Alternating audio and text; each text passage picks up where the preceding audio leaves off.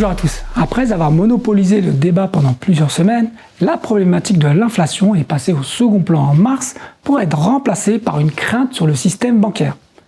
La première secousse nous vient des États-Unis avec l'annonce de faillite de banques régionales qui a conduit à des retraits de cash massifs en faveur de fonds monétaires plus rémunérateurs. La seconde secousse, cette fois-ci localisée en Europe, a renforcé les inquiétudes des investisseurs.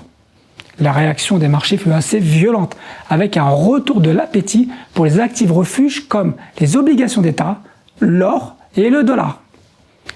Les discours des banquiers centraux et des officiels ont rassuré les marchés concernant la solidité du système financier et en particulier celle des banques. Les marchés actions ont ainsi effacé leurs pertes sur le mois.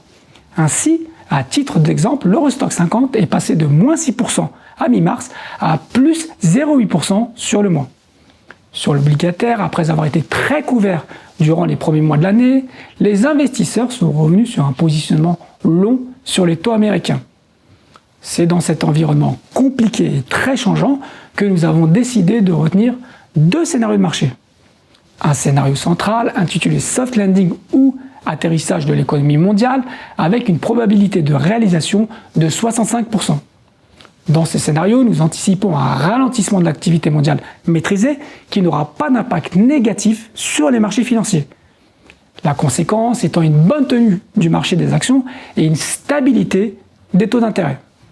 Notre scénario alternatif, avec une probabilité de réalisation de 35%, est centré sur les banques centrales qui priorisent et intensifient leur lutte contre l'inflation avec un impact négatif sur la croissance.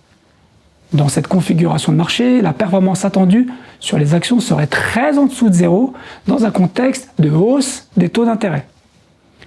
Dans nos portefeuilles, nous avons bien géré la phase de stress que nous avons vécue début mars, en raison de notre positionnement renforcé sur les taux courts américains, notamment le 2 ans qui a profité d'une baisse marquée des rendements.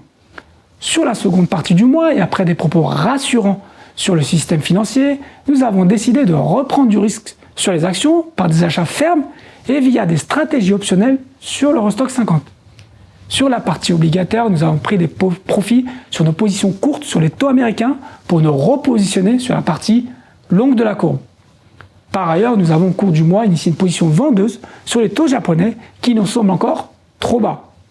Enfin, sur les devises, nous avons au cours du mois pris des profits sur nos positions sur le dollar et le yen.